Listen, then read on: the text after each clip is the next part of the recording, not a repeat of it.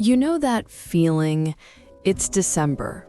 The holiday magic is in the air, which also means it's in your sinus cavity. You're trying to assemble a some assembly required toy with instructions written in what you swear is a dead language.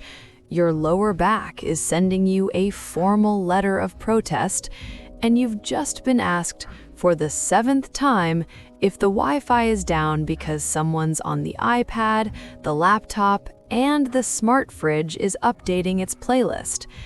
And then an ad pops up. A perfect, shimmering, mercifully quiet ad. A guy with a beard whiter than the first time you found that one rogue eyebrow hair looks into your soul and says, "Give the gift of a magical memory." And for a second, you consider it, because you remember magic.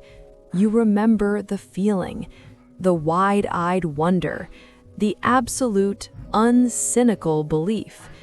This, my friends, is the story of how that feeling got a 7.9% processing fee and vanished into the ether. Buckle up. It's time for a tale of tinsel, treason, and a Santa who really should have read the terms and conditions. Let's set the scene. It's the early 2020s. You're bombarded with causes. Your inbox is a digital guilt trip. But this one felt different. It wasn't saving the rainforest. It was giving a sick kid a day off from being sick. The Santa Max Foundation, run by a guy named Maxwell Harkin, who looked less like a CEO and more like your slightly jollier uncle, who always had a roll of lifesavers in his pocket. The videos were masterpieces in targeted nostalgia. They weren't shot on shaky phones. Oh no, they had the soft focus glow of a 90s cereal commercial. The kids' laughter was pure, the parents' tears were genuine looking, and Max had a chuckle that didn't sound like it was generated by an algorithm. It sounded like the guy who used to run the hardware store and knew what kind of washer you needed without you even asking. Now, at our age, we've developed a certain spidey sense, the too good to be true sense. It usually pings when a car dealership says, "No money down," or a website claims you can reverse gravity with this one weird trick. But Max, he disarmed it. He talked about overhead with a dismissive wave, like it was a pesky fly. "Every cent goes to the magic," he'd boom. And part of you, the part that still misses the simplicity of a TV with only 3 channels, wanted to believe him. He was one of us. He made references to Rudolph, the 1964 version, not the CGI remake. He complained about the price of good ribbon. He called inflatable yard decorations a cry for help. He was fighting the good fight against a world that had replaced mystery with unboxing videos. And the money rolled in. From people who wrote checks because they remembered writing checks. From people who donated online, while also trying to remember which of their 14 passwords they'd used. It was the perfect storm. Guilt, nostalgia, and the desperate desire to do something unambiguously good in a world where your smart speaker is constantly judging your music choices. We funded reindeer visits. Turns out, reindeer rental is a thing. Who knew? Besides people in the reindeer rental game, obviously. We funded winter wonderlands. Pro tip, magical snow is often just very expensive soap foam. Don't ask how I know. We funded it all. But here's where the familiar itch starts. You know, the one you get when you're trying to program the universal remote and it just won't. The Foundation's financial reports were about as detailed as a fortune cookie slip. Categories like joy dispersion and sleigh fuel. I'm not joking. If your accountant ever hands you a sheet with sleigh fuel on it, run. And the volunteers, bless them, mostly retirees with more heart than skepticism, started noticing things.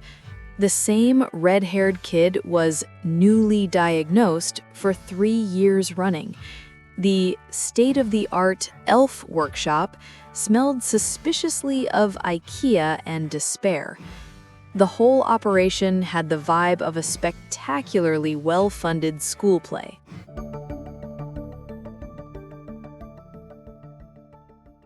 Which brings us to the Christmas Eve, the big one, the gala, promised to be the thing we'd all talk about for years. They'd rented a whole enchanted forest warehouse. They'd flown in a special musical guest, rumored to be someone who'd had a top 40 hit in 1998, our demographic kryptonite. Families showed up, kids in scratchy, beautiful dresses and little clip-on ties, parents holding hands, hoping for a miracle, news vans with satellites that probably cost more than my first house. The air was thick with anticipation, and the faint smell of diesel from the generator that was supposed to power the Aurora Borealis light show. 7 p.m. Nothing. 7:15, a murmur. 7:30, the first cold trickle of dread. The kind you get when you realize you've mailed your tax payment to the wrong address. No Max, no elves, no 1998 one-hit wonder. Just a locked warehouse, a bunch of confused reindeer in a trailer around back. Yes, really. And hundreds of people standing in a parking lot, their breath making little clouds of crushed hope in the cold air. Santa had, as the kids say, ghosted.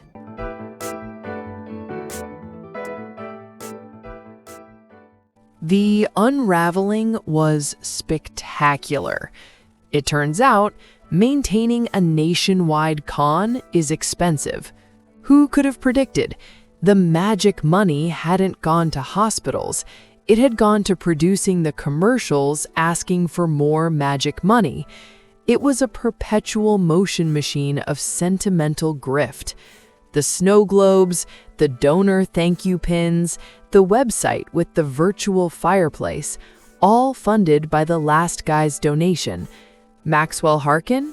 Gone, with a suitcase full of what we can only assume were those big, old-fashioned bills that don't have the weird plastic strips in them. He's out there somewhere, probably somewhere warm, probably complaining about the lack of good eggnog and how they just don't make Christmas specials like they used to.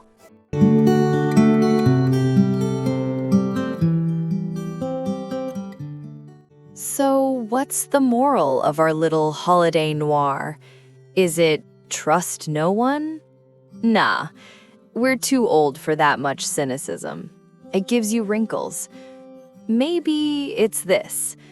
The real magic was never in Max's beard or his rented reindeer. It was in us, in that collective, grumpy, lower back achy, password-forgetful desire to make a spark of joy for someone else. He didn't steal our money as much as he pirated our goodwill. The true, lasting stuff, the quiet donation to the local food bank, the extra tip for the delivery driver in the slush, the hours spent listening to an old relative tell the same story, that's assembly required. There's no slick video for it, no tax receipt that warms the heart, but it's the only magic that never, ever gets refunded. Now, if you'll excuse me, I have to go argue with a flat-pack furniture demon that claims it's a joy dispenser. I think I've earned it.